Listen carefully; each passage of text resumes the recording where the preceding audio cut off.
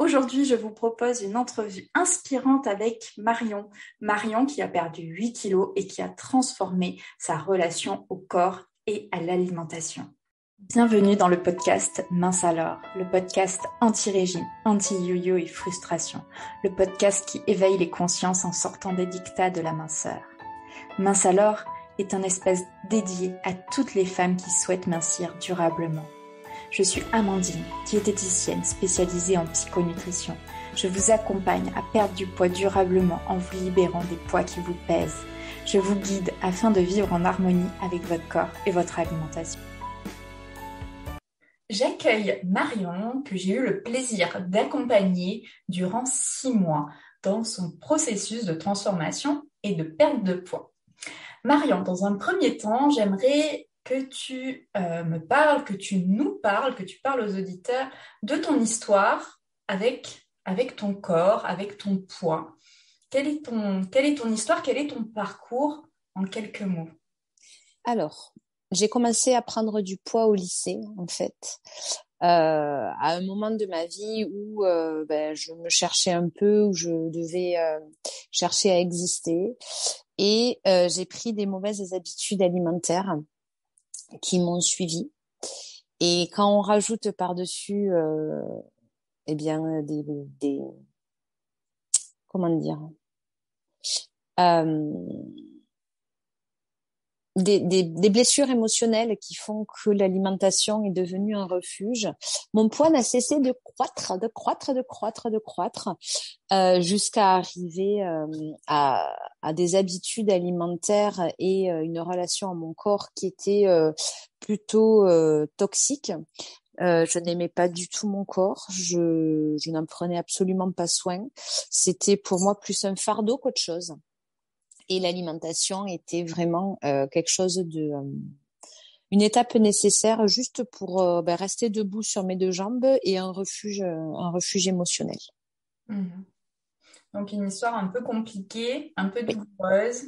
Oui. Et comment tu te sentais il y a 6 mois? Comment tu te sentais dans ton corps? Si tu peux décrire vraiment il y a 6 mois, voilà. Comment tu te sentais dans ton corps? Et, Oui, bien sûr, je peux. Ça me fait rire parce que j'y repense et j'ai plein de mots qui me viennent en fait. C'était tout mou, tout flasque, tout gros. Mon corps, c'était pas mon ami, c'était vraiment. J'étais dans ce truc-là, mais voilà quoi, c'était pas agréable. Je ne me sentais pas à l'aise. Ça débordait. Euh, j'étais j'étais vraiment, je composais avec ce corps il y a 6 mois, même si j'étais pleine de beaux préceptes dans ma tête à base de non, mais en fait l'apparence physique, gna gna gna, patati patata, etc. Ce qui est important, c'est ce qu'on a dans la tête, pas dans le corps. On verra plus tard, hein, mais il y a une vraie réalité par rapport à ça que moi j'ai vécu, parce que je ne vais parler qu'en mon nom. Mais ce qui est certain, c'est qu'il y a 6 mois, en fait, j'étais en déni total par rapport à mon corps, et surtout que voilà, qu'il y a 6 mois, j'étais pas bien du tout dans ce corps-là qui m'embêtait plutôt qu'autre chose, et dont je ne prenais absolument pas soin sous aucune forme que ce soit. oui, tu n'habitais pas vraiment ton corps. Ah, du tout. Du tout, je sais pas trop où j'habitais d'ailleurs, je vais être perdue quelque part par là, mais du tout, Mm. j'en prenais absolument pas soin. Et quand je dis absolument pas soin, c'est tant sur des choses qui aujourd'hui me paraissent simples et dont je parlerai plus tard, j'imagine. Ça peut être prendre soin vraiment physiquement sur la peau, que en prendre soin à l'intérieur, que en prendre soin avec des sentiments d'amour et de reconnaissance. J'étais à 10 000 lieues de tout ça, quoi. Ouais. Il était là, il fallait que je l'habille l'hiver parce qu'il faisait froid, que je le dénude l'été parce qu'il faisait chaud, et puis c'est tout. Mm. Ouais, il n'y avait pas de connexion, il y avait vraiment une déconnexion avec ton corps. Totalement, totalement. Et quel a été le déclic? Qu'est-ce qui s'est passé en toi pour te dire, voilà, stop, là j'ai envie de changement, j'ai envie d'autre chose euh, avec mon corps. Alors, ça a été un processus qui a été un petit peu, je vais pas dire long, mais qui a pris presque 1 an, en fait. Le temps que ça mûrisse et le temps que ça se transforme. Tu avais déjà semé dans ma tête et dans mon esprit des graines qui ont germé en fait sur la conscience, sur la façon d'être dans sa peau, d'être bien dans sa peau, les bienfaits, etc. Et au final, ce qui s'est passé il y a un peu plus de 6 mois, c'est que je me suis dit, mais en fait, je passe à côté de choses essentielles, je passe à côté de moi.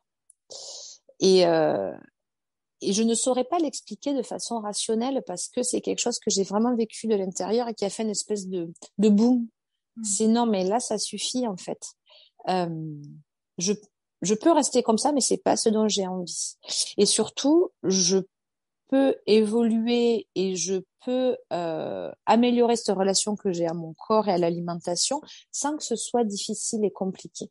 Parce que ce qu'il faut bien se rendre compte, c'est que pour moi, il y a 6 mois, prendre soin de mon corps, donc toutes les formes dont je parle depuis tout à l'heure, que ce soit vraiment physiquement que intérieurement par la nourriture, que ce soit par le sport, que ce soit par la relation que j'ai avec lui, c'était quelque chose qui me semblait insurmontable et super compliqué.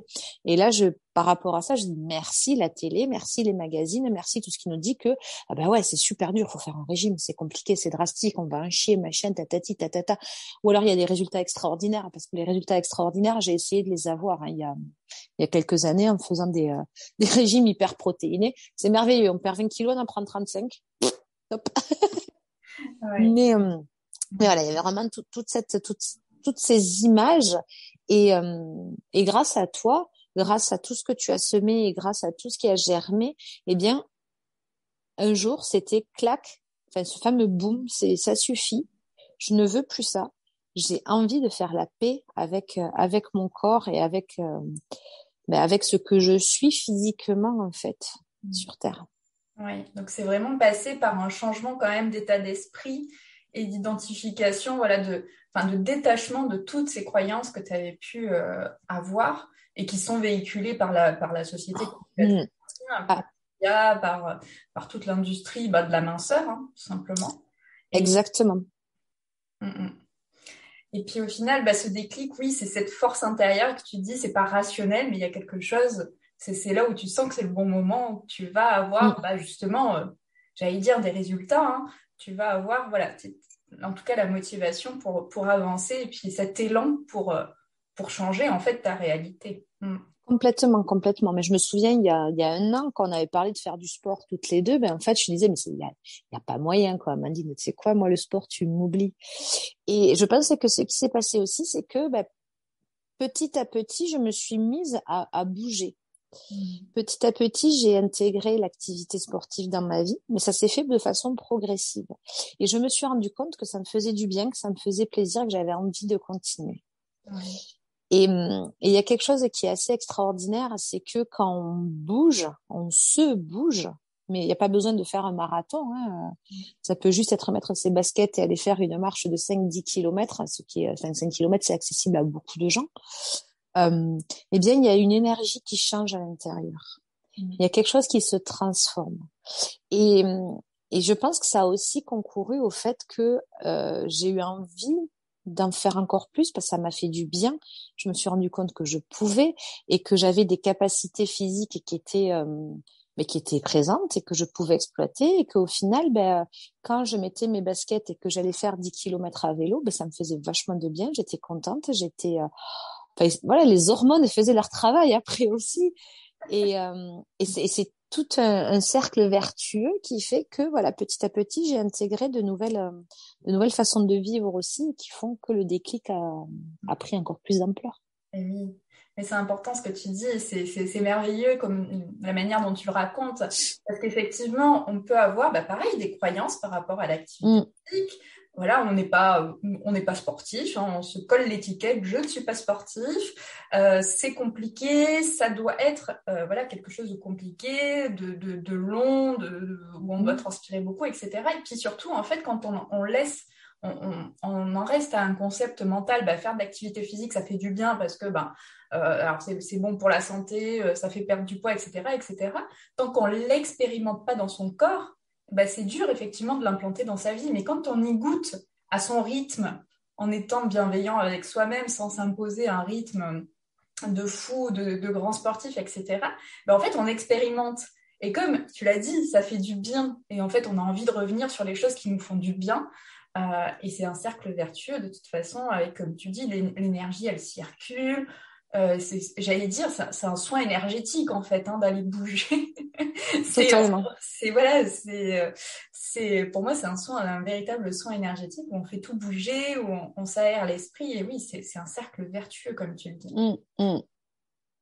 Et quand on a commencé l'accompagnement il y a 6 mois, quelle était ton intention? Quelle était, si tu devais Mon faire... intention était de justement me sentir mieux dans mon corps. J'avais pas forcément en tête une perte de poids parce que voilà, enfin il y a longtemps je l'ai eu, hein, j'ai dans ma tête il fallait que je fasse 50-60 kilos pour être bien dans ma peau, etc. Là, c'était pas forcément cet objectif que j'avais. Ce que moi j'avais envie, c'est de me sentir à l'aise dans mes baskets, comme on dit. Euh, et de faire la paix vraiment avec mon corps, avec l'alimentation, la nourriture, pour pour me sentir plus légère, mais légère dans ma tête, dans ma vie, pour amener ce souffle de légèreté. Mm. Oui. Oui, de la légèreté j'allais dire, dans toutes les sphères de ta vie. Mm. Et puis au final, qui s'est répercuté aussi sur la balance. Ouais, pour le coup, ouais. Et quelles ont été tes prises de conscience? Et donc, tu nous as parlé déjà de l'activité physique, mais quelles ont Mm. été donc tes prises de conscience et du coup les changements concrets en fait j'allais dire, dans tes habitudes, dans ton mode de vie Mm. qui se sont opérés? Alors, je vais pas revenir sur l'activité physique. Je pense qu'on aura compris que maintenant, voilà, cette semaine, je peux pas faire de sport parce que je suis enrhumée, parce que c'est le week-end de l'Ascension. Crotte alors, mais c'est pas grave, j'en ferai la semaine prochaine. Euh, il y a un rapport à la nourriture qui a été extraordinaire. C'est-à-dire que avant, je mangeais parce qu'il fallait manger, je mangeais parce que voilà, parce que ma famille mangeait et que c'était l'heure. Euh, j'ai appris à reconnaître la sensation de faim. J'ai appris à savoir quand est-ce que j'avais faim, de quoi j'avais besoin, de quelle quantité j'avais besoin aussi. Donc il y a vraiment un, comme si c'était régulé en fait par rapport à ce rapport à la nourriture. J'ai introduit les légumes en grande quantité puisqu'ils étaient très peu nombreux avant. J'ai introduit vraiment beaucoup plus d'aliments sur lesquels j'avais des croyances limitantes qui me faisaient dire que c'était compliqué à cuisiner ou que c'était pas bon ou que c'était fade ou que tout ce que j'ai pu m'inventer, mais parce qu'il y avait des choses derrière qui étaient bien gardées et bien protégées. Je parle de croyances, hein, vraiment par rapport à ça et tout ce qu'on m'a transmis ou que j'ai cru comprendre qu'on m'avait transmis étant enfant. Et il y a aussi je veux dire le respect, c'est le mot que j'ai envie d'employer, le respect de mon corps. C'est-à-dire que il y a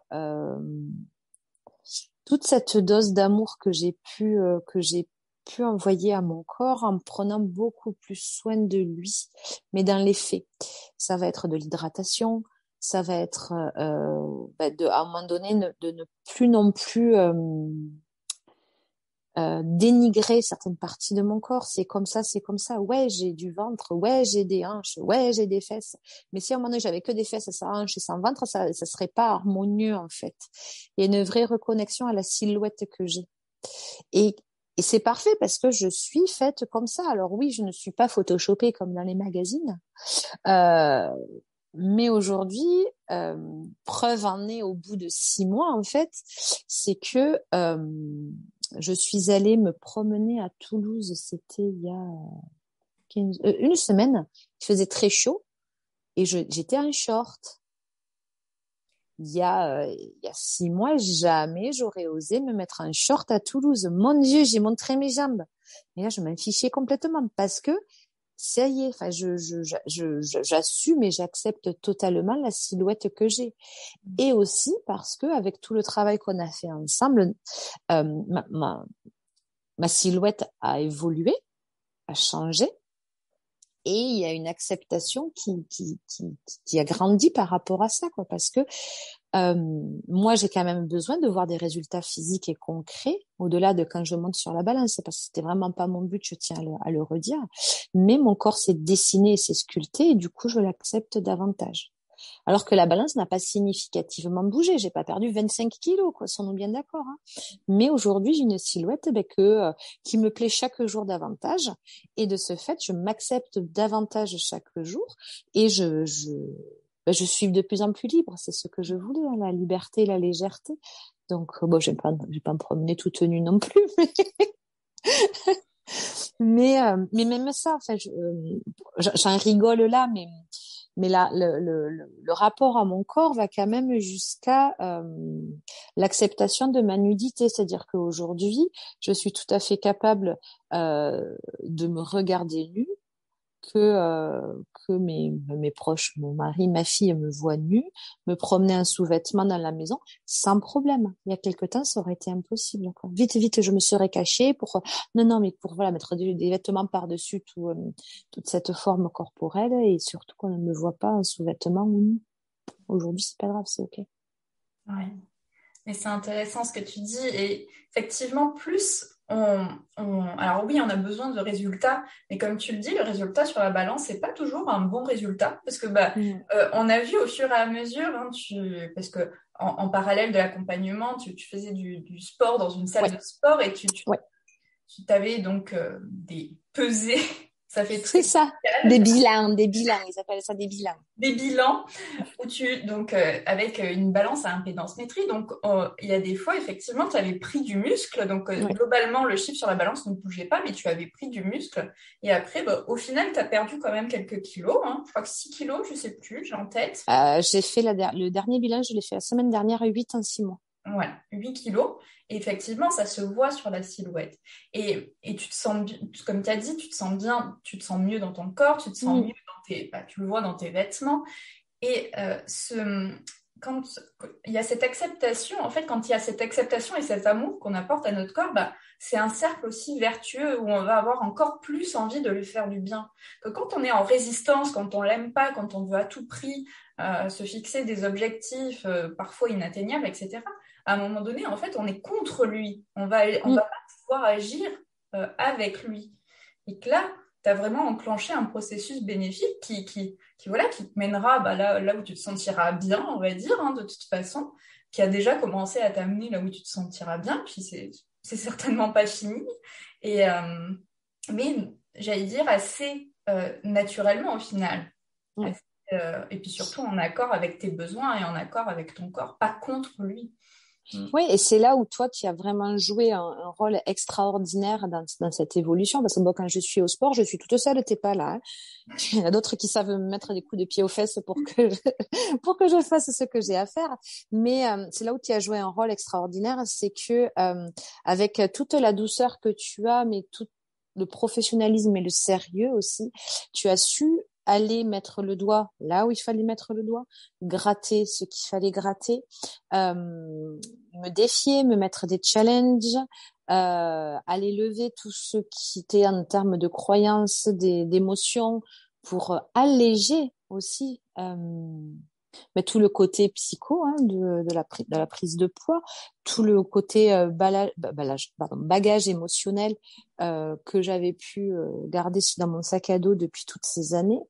Et au final, ce dont je me rends compte après 6 mois d'accompagnement, c'est que cette espèce de croyance que j'avais comme quoi ça allait être compliqué, que ça allait être difficile, eh ben, elle s'est allégée toute seule. On s'en rend pas forcément compte au fur et à mesure, parce que on est dedans, et puis on est tellement occupé à intégrer de nouvelles façons de faire, parce que honnêtement, hein, quand on n'a pas l'habitude de manger des légumes, et bien quand on doit commencer en faisant les courses au drive ou au marché à prendre des légumes, oh là là, ça demande un petit effort au début, mais c'est un effort vraiment minime. Parce que toi, derrière ton travail, c'est vraiment d'aller lever toutes ces croyances enfin, je parle par rapport à moi, hein, d'aller lever ces croyances par rapport aux légumes, ce qui fait que il y a un double niveau, pardon, il y a un niveau conscient et un niveau inconscient. Le niveau inconscient, toi, tu t'en charges, et le niveau conscient, c'est ok, j'achète des légumes et je cuisine des légumes. Et Et donc, il y a ce petit effort à faire. Et on est tellement occupé à faire ce petit effort-là et à réfléchir, etc., qu'on ne se rend pas compte de tout ce qui se trame en fond. Mais 6 mois après, quand je regarde dans le rétroviseur, je me dis, en fait, c'était fastoche, quoi. Ouais. C'était super facile et tout ce dont j'avais peur, tout ce que je croyais compliqué et dur, ça y est pas. Ouais. Ça y est pas. Mais ça, c'est grâce à toi. Et sans toi, c'est des prises de conscience que j'aurais pas pu faire, que des avancées que je n'aurais pas pu avoir. Et je serais peut-être au statu quo en me disant, ça marche pas, tatati, tatata, etc. Et je serais en train de bouffer des boîtes de protéines que ma salle de sport essaye de me vendre en disant, mais prends ça, tu manques de protéines, machin. Oh, ils m'agacent avec ça, j'ai pas envie de bouffer leur boîte. Mais c'est la solution, en fait, marketing direct, qui marche certes sur un temps donné, mais le travail qu'on fait avec toi, c'est un travail beaucoup plus profond. C'est un travail qui amène de vraies nouvelles habitudes de vie. Alors, je vais dire le mot que tu adores, healthy. Mais vraiment, en fait, c'est, c'est pas un pansement sur un bobo. Toi, tu vas vraiment guérir le bobo pour qu'il n'y ait pas besoin de pansement et que le bobo se guérisse tout seul, en fait. Tu mets pas un pansement sur une jambe de bois. Ouais. Et c'est là où au bout de 6 mois, je fais, oh la vache! Et oui, c'est toute la transformation, c'est pas manger healthy pour manger healthy, Non. c'est vrai que moi j'impose rien de toute façon et puis c'est en fait toi naturellement qui te rends compte que bah oui, ça fait du bien à ton corps de manger plus de légumes. Mm. Et voilà, et puis on n'est pas dans cette idée d'injonction. Et je pense que quand on lève ces injonctions, justement, ça vient de nous. Et c'est ça, c'est tout ce qui vient de nous, c'est ce qui marche au fond. Et c'est ce qui marche sur la durée, en fait, et sans effort. Et c'était la question que je voulais te poser, mais tu as Ben voilà. répondu naturellement. Est-ce que ça a été difficile? Mais non, parce que c'est un processus. Ça se fait petit à petit, en fait, ça se Mm. fait progressivement. Et sans pression. Enfin voilà, tout se fait au fur et à mesure. J'aimerais juste amener un exemple. Au mois d'avril, c'est le mois où il y a 4 week-ends par mois. Je crois que j'ai fait des grosses bringues, 3 week-ends sur 4. Quand je dis grosses bringues, il y a de l'alcool, il y a de la charcuterie, il y a du fromage, il y a du gras, il y a tout ce qui va bien. Et en fait, grâce au travail qu'on avait fait, j'ai absolument pas culpabilisé de passer mon mois d'avril comme ça, tout va bien. Et parce que c'est aussi une mesure qui permet de voir où on en est. J'ai perdu 3 kilos sur le mois d'avril, alors que j'ai consommé à côté de ça des aliments qui sont réputés caloriques, mais par tout le travail qu'on avait fait ensemble, comme je savais que c'était pas grave, que je pouvais tout consommer et que après je pouvais réguler tout ce que j'avais à réguler, ça se fait pas, y a pas besoin que ce soit hyper drastique, et ben ça fonctionne. Et ça me paraît important de le dire en fait. Ouais. Et c'est important de le vivre, en fait, de l'intégrer parce que Oui. effectivement, on a tellement cette idée que, bah, oui, tout, comme tu dis, hein, la charcuterie, etc., tous ces aliments, ce sont des aliments qui font grossir, qu'il ne faut pas consommer Mm. régulièrement, enfin bref, tout ce qu'on peut entendre. Hein, je vais pas vous répéter ce que vous savez déjà, mais enfin, ce que vous avez déjà entendu. Mais effectivement, donc c'est faux, hein, il n'y a aucun aliment qui fait grossir, aucun aliment qui fait maigrir. Mais il faut le vivre. Il faut justement voilà, le vivre pour en avoir, pour se dire, bah oui, c'est vrai, en fait. Je suis pas, je peux manger de tout. Et puis, c'est comme tu dis, c'est en fait, quand tu as appris, en fait, à connaître ton corps Mm. et à réguler, en fait. Et la régulation, elle se fait, mais elle se fait quand on est à l'écoute de son corps. Parce que si on n'est pas à l'écoute de notre corps, on ne peut pas réguler, justement. On ne peut pas réguler nos apports. Et c'est pour ça qu'on se sent enfermé dans un modèle, mais qui n'est pas viable, enfin, à mon sens. Il faut vraiment que le modèle qu'on prend soit celui qu'on décide qui est bon pour nous. Mais décider pas dans la tête, jamais dans la tête. C'est vraiment arriver à s'autoriser à ce que il y ait des choses qu'on veuille, des choses qu'on ne veuille pas, des choses qui sont bonnes pour nous, reconnaître ça et se laisser porter en fait. Se laisser porter. Moi qui suis une grande fan de pâtes, je continue à manger des pâtes, mais avec beaucoup plus de plaisir. Mm.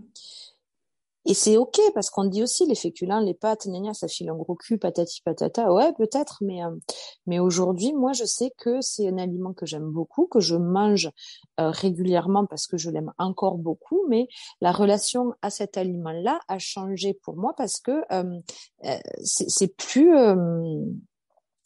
synonyme de réconfort, c'est synonyme de choses que j'aime. Mm. Eh oui. Et tant que dans la tête ça a bougé, ben après la répercussion sur le reste bouge aussi. Eh oui. Et quel plaisir de manger justement sans culpabiliser en toute Mm. liberté, sans se dire ah, est-ce que c'est ce que je fais, c'est bien ou pas bien. Si vous saviez ce que j'ai mangé hier, bah j'ai mangé des pâtes. J'en mange pas souvent, mais hier c'était voilà, j'ai fini de travailler tard, c'était pâtes et glace. Donc vous voyez le Merveilleux. comble de l'équilibre. Comme à la cantine. C'est ça, oui, c'était parfait pour cette fin de journée où j'ai pas arrêté toute la journée, où j'avais franchement pas envie de cuisiner. Et voilà, et c'était parfait. Et c'est ça, ce qui est important, c'est de le vivre, justement, de Oui. bien le vivre. Et on peut manger des pâtes et des glaces, et puis en respectant nos besoins, hein, on n'est pas obligé de finir le plat de pâtes, on n'est pas obligé d'en manger 3 assiettes. Et, Oui. euh, et c'est ça qui compte, en fait. Oui, oui, oui. Et il y a autre chose que j'ai remarqué et qui est intéressant. J'ai passé toute une période où je n'avais plus du tout faim. Je n'avais plus du tout la sensation de faim. Alors après, on a travaillé ensemble dessus, hein, sur cette sensation de faim, là, vraiment la reconnaître et voir ce qu'il y avait derrière. Et ben grâce à toi et grâce à tes connaissances et à ton accompagnement aussi, j'ai pu comprendre que c'est juste mon corps qui se régulait par rapport à ses vrais besoins. Parce que après avoir travaillé avec toi sur cette sensation de faim, genre une semaine après, j'avais faim tout le temps. Et là, ma tête, elle faisait oh, mais qu'est-ce qui se passe? Qu'est-ce qui se passe? T'avais plus faim et là t'as faim. Non, mais c'est pas bon. Tous les warnings se sont mis en marche. Mais mais au final, c'était juste que mon corps, à un moment donné, savait que ben, il était en adaptation à ce dont il avait besoin. Et quand il avait atteint un palier, ben, il se remettait en marche en disant, hop, hop, hop, là, on a besoin de jus, on a besoin de carburant, donc mange ta faim, t'en as besoin. Et c'est drôle parce qu'il y a eu plusieurs phases. Il y a eu cette phase où je n'ai plus faim, cette phase où j'ai tout le temps eu faim. Et aujourd'hui, hop là, ça revient vraiment à quelque chose de plus... je vais dire de plus normal. J'ai faim de temps en temps, j'ai pas faim. C'est plus aussi tranché que ça a pu l'être sur les dernières semaines. Mais oui, mais c'est top et c'est ça, c'est vraiment, là, tu as les clés, bah, je crois que c'est vraiment, bah, tu as les clés en fait, Oui, c'est presque le mot de la fin, mais tu as les clés pour justement, pour toute la vie, avoir cette régulation en fait. ouais, C'est ça, et c'est ça qui est intéressant, moi je pense, c'est de devenir autonome avec son alimentation et de plus être justement dépendant de régime, dépendant mm, de professionnels, dépendant. Alors, ça ne veut pas dire que peut-être que tu auras envie dans quelques années de refaire un point, etc. Mais pas avec cette sensation de repartir à zéro, en fait. Parce que c'est ça mm, ce qui se passe avec les régimes. On repart toujours à zéro, avec toujours cet espoir de oh, ça va être le miracle, puis c'est jamais le miracle. Et puis on reste dépendant de quelque chose. Que là, je pense que c'est important justement de cette autonomie. Enfin, moi, c'est ce que je recherche. Hein. Je cherche pas à accompagner les personnes pendant des années et des années. Hein. mm, J'ai réussi ma mission quand les gens deviennent autonomes. Alors après, chacun, voilà, ça prend le temps que ça prend pour chacun. On est tous différents avec nos bagages, avec toute notre histoire, etc. Mais ça, c'est important, voilà, d'avoir les clés en soi et pour pouvoir avancer sereinement tout à fait. et continuer le travail. Et du coup, bah, pour terminer, j'aimerais que tu nous dises, alors tu nous l'as un peu dit, mais pour terminer sur cette note-là, comment tu te sens aujourd'hui? Voilà. Comment ça se... Libérée, délivrée. Non, aujourd'hui, je me sens super à l'aise. Franchement, euh, je sais que j'ai compris, mais au-delà de ma tête, plein de choses, plein de façons de faire. Euh, Comment l'expliquer? C'est compliqué en fait comme question parce que c'est comme si j'avais une hyper clairvoyance sur ce dont j'avais besoin, comme si c'était transparent à l'intérieur. Je sais ce que je peux faire, je n'ai plus de barrière par rapport à ça, c'est bien, c'est pas bien, j'ai le droit, j'ai pas le droit. Je me sens à l'aise dans mon corps. Je fais du sport pour le plaisir d'en faire. Alors, il y a 6 mois, faut savoir, donc je faisais un peu de marche ou un peu de vélo. Aujourd'hui, je continue mon sport à la salle, je fais du squash, je vais à la piscine, parfois je fais du vélo. Enfin, je diversifie et ça fait du bien, c'est chouette.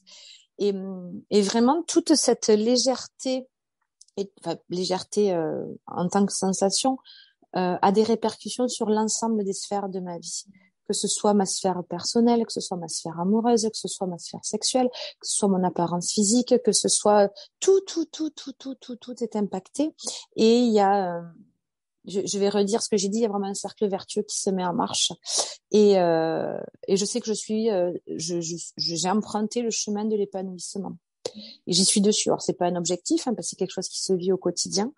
Mais c'est vraiment un chemin d'épanouissement extraordinaire et j'invite toutes les personnes qui ont envie d'emprunter ce chemin à le faire parce qu'être accompagné par toi pour prendre ce chemin-là, c'est facile, c'est agréable et les résultats sont là, quoi. Donc, voilà. Merci Marion, merci de nous avoir raconté ton histoire, tes prises de conscience que tu as mis en place. Moi, je trouve vraiment ta transformation extraordinaire parce qu'on peut parler d'une réelle transformation. Et tu as trouvé ton chemin, tu as trouvé ta voie à toi pour t'épanouir dans ton corps, dans ta vie. Et j'invite toutes les femmes à trouver leur propre chemin, leur propre voie, à sortir des dictats de tout ce qu'on peut entendre pour trouver leur voie, leur chemin qui leur fera du bien. Une belle journée à tout le monde, belle journée à toi Marion. Merci, au revoir. Merci pour votre écoute. Je vous retrouve dès la semaine prochaine pour un nouvel épisode de Mince alors. Pour ne rien rater, pensez à vous abonner à la chaîne. Si vous avez aimé ce podcast, likez et partagez-le aux personnes à qui ça pourrait faire du bien. Partagez-moi vos expériences et vos ressentis en commentaire, je me ferai un plaisir de vous répondre. À très bientôt.